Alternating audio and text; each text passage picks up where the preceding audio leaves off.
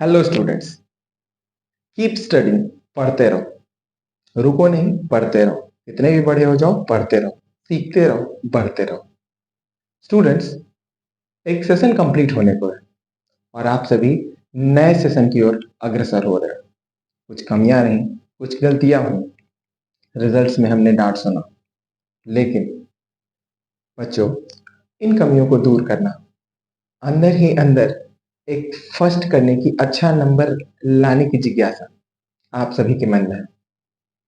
बहुत सारी गलतियां रहीं, बहुत सारी कमियां रहीं, लेकिन एक प्रण के साथ आगे बढ़ना कि मुझे अगले सेशन में अच्छा करना है, अगले एग्जाम्स में अच्छा करना है।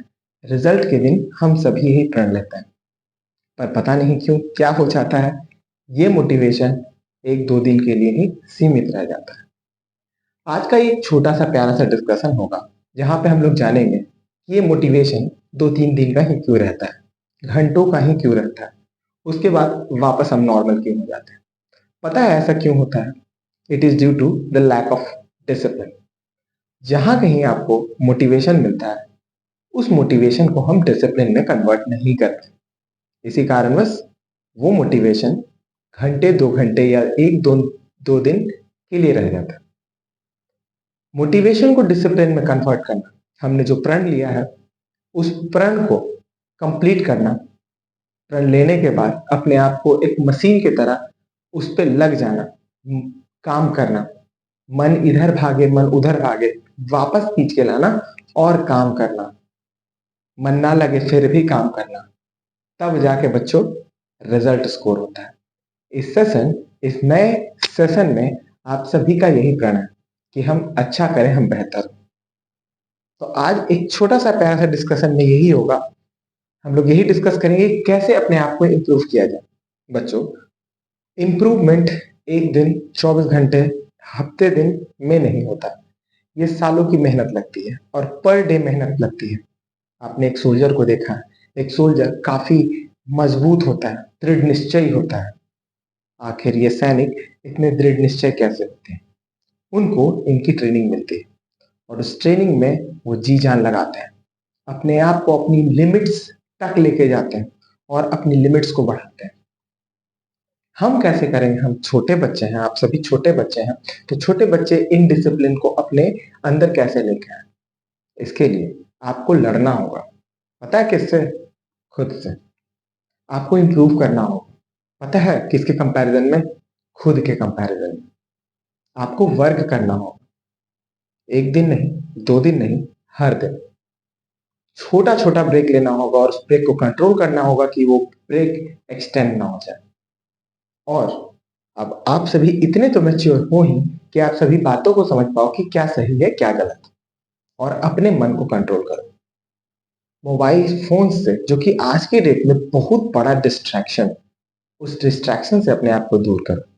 It is consuming your time and making your brain idea less. ये आपको आइडिया लेस कर देगा, और जब आप आइडिया लेस होते चले जाओगे तो इनोवेटिव नहीं बनोगे। तो इन सभी ये सारी बातें आपको समझ में आएगी, लेकिन समय हाथ से निकल जाएगा तब। इसीलिए वी टीचर्स, हम सभी टीचर्स आप सभी को टाइम टू टाइम टोकते हैं, रोकते हैं, समझाते हैं, क्योंकि हम सभी इन सभी बातों को समझते हैं। आप बच्चे हो, नहीं समझ पाते। ये सारी बातें होती रहेंगी। इस नए सेशन में जो आपने सोचा है उसको मैं अपने लैंग्वेज में कहूंगा और समझाने की कोशिश करूंगा कि कैसे डिसिप्लिन में आया जाए। अब देखो, जो मैंने एक छोटा सा लिख रखा है कि डेवलपमेंट हम अपने अंदर पर डे कैसे करेंगे।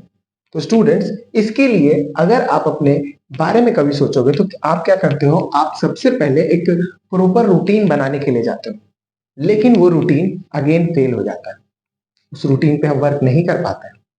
लेकिन हम क्यों इस चीज को देखते हैं कि हम वर्क नहीं कर पाए? अगर मैंने अपना रूटीन बनाया है, तो हो सकता है मैं 100% सक्सेसफुल ना हो पाऊं, हो सकता है मैं 80% सक्सेसफुल ना हो पाऊं। तो लेकिन अगेन मान लो कि 50% भी सक्सेसफुल मैं नहीं हुआ, लेकिन 50% तो, या फिर 20% तो, या फिर 30% तो मैं सक्सेसफुल रहा, तो हम सभी पॉजिटिव को ना देख के नेगेटिव को क्यों देखते हैं? अगर आपकी प्रोडक्टिविटी, अगर आपने रूटीन बनाया और उस रूटीन में 30% या 20% ही आप फॉलो कर रहे हो, आपने बहुत काम किया। ऑलवेज रिमेंबर, रूटीन आप जब बनाओगे तो 100% आप सक्सेसफुल नहीं होगे। 100% सक्सेसफुल होना बहुत ही मुश्किल हो जाता है। एक रूटीन बनाएंगे, उस रूटीन में चलना हमेशा एक कड़ा निर्णय होता है, लेकिन हम चलते हैं, इससे हमारी प्रोडक्टिविटी बढ़ती है। हमको मेरे दिमाग में ये चीजें क्लियर रहती हैं कि हमको पढ़ना क्या है।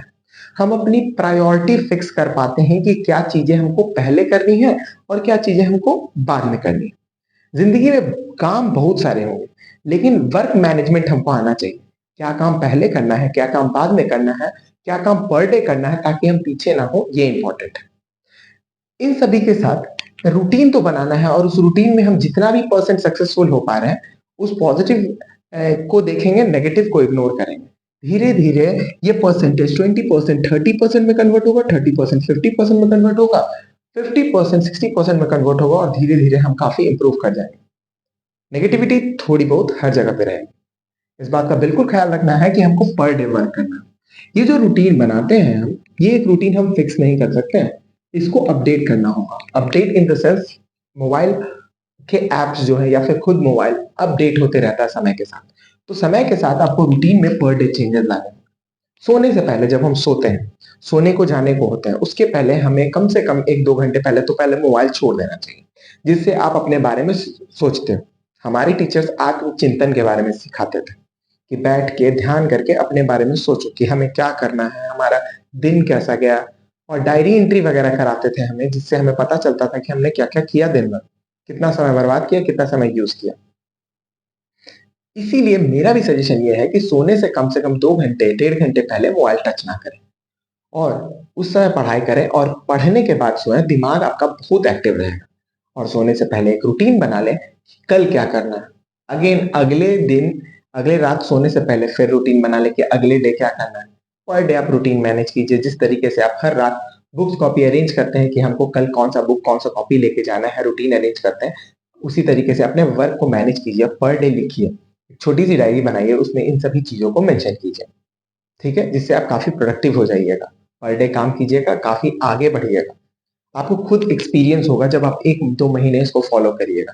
स्पेशली जो बच्चे किसी भी कॉम्पिटिशन को क्वालीफाई करते हैं, करना चाहते हैं, एग्ज़ामिनेशन में अच्छा परफॉर्मेंस करना चाहते हैं, उसका यही राज है कि वो पर डे मेहनत करते हैं।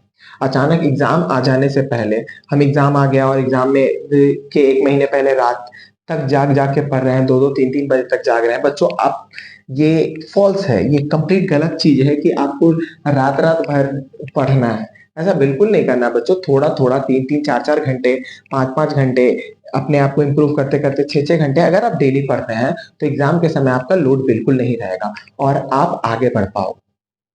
तो यहाँ पे एक और चीज़ ये करनी है कि डेली बेसिस पे पढ़ना है। जो आजकल तुम लोगों का फैशन है कि एग्ज़ाम्स आएँगे और एग्ज़ाम्स आने के बाद के दौरान हम जैसे ही एग्ज़ाम्स का रूटीन आएगा तब पढ़ना शुरू करेंगे, ये कंप्लीटली गलत है। इसमें आप सभी फँस जाते हो, ठीक है ना? और ईज़ी क्वेश्चंस डेली वर्क करना है, और अगर ईज़ी क्वेश्चंस रहते हैं तब तो ठीक है। लेकिन अगर क्वेश्चंस डिफिकल्ट हो जाते हैं तो आप सभी परेशान हो जाते हो, फ्रस्ट्रेट हो जाते हो। इन सभी से बचने के लिए आपको डेली वर्क करना है, पर डे। आपके स्कूल्स में डायरी दी जाती है, आपको बचपन से डायरी का आदत लगाया गया है। डायरी इज़ नथिंग बट आपको क्या-क्या करना है उसका रिकॉर्ड होता है उसमें। उस रिकॉर्ड को फॉलो कीजिए, उसको कंप्लीट कीजिए। फिर तुमको सोते समय जब उसको टिक करोगे कि मैंने आज प्रायोरिटाइज़ किया था कुछ वर्क्स को, उन वर्क्स में से मैंने 1 वर्क कंप्लीट कर लिया, 2 वर्क कंप्लीट कर लिया, 3 वर्क कंप्लीट कर लिया, 4-5 में से ये नहीं हुआ, कोई बात नहीं। 3 काम तो कंप्लीट हुआ, और चौथा, 5वां काम को हम लोग अगले डे के लिए रखेंगे, ठीक है ना? फिर हम छठा, 7वां काम इस तरीके से बनाते चले जाएँगे। इसको मैं टू डू लिस्ट कहता हूँ, टू डू लिस्ट। करना क्या है? टू डू लिस्ट, ठीक है ना? रूटीन बनाते समय टू डू लिस्ट का काफ़ी ज़्यादा आपको सपोर्ट मिलेगा, हेल्प मिलेगा। तो इन सभी में सब कुछ आप लिखते जाइए, जो भी मन में आया उसको लिखिए, लिखते बहुत सारी चीज़ों का आइडिया होगा, और काम करिए इस पे बेसिस पे। नए सेशन में ये छोटी-छोटी बातों का ख्याल रखना है। स्टूडेंट्स, तो अल्टीमेट थिंग इज़ कि आपको प्रण लेना है कि मुझे वर्क करना है। टीचर्स के लिए नहीं, फैमिली के लिए भी नहीं, खुद के लिए कम से कम करो। क्योंकि कल के डेट में कोई आपके साथ नहीं है, तुम खुद अपने साथ हो। तो इम्प्रूव करो अपने आप को, पर डे करो अपने आप के लिए काम, और तुम देखोगे जब तुम इम्प्रूव करोगे तो हम टीचर साथ में तुम्हारे पेरेंट्स ऑटोमेटिकली खुश होते हैं जब तुम इम्प्रूव करते हो। ठीक है? तो यही काम करना है, पर डे डेली बेसिस पे वर्क करना है, कभी भी किसी काम को कल के लिए नहीं टालना है। बिल्कुल सही कहावत है कि कल कभी नहीं आता। इसीलिए जो भी करना है अभी करना है, करते जाएँगे, किसी काम को पेंडिंग नहीं छोड़ेंगे, चाहे कितना भी लेट क्यों ना हो, कंप्लीट करने की कोशिश करेंगे। अपने सेहत का ख्याल रखेंगे, because a healthy mind lives in a healthy body. इन सभी बातों के साथ thank you, see you soon.